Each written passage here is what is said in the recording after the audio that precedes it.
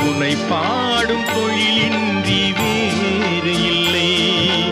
என்னை காக்க உன்னை இன்றி யாரும் இல்லை. முருகா முருகா.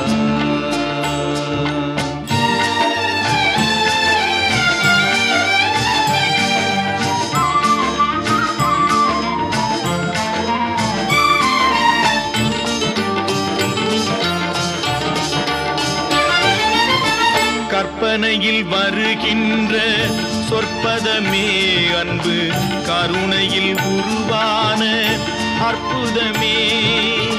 கற்பனையில் வருகின்ற சொற்பதமே அன்பு, கருணையில் உருவான அற்புதமே.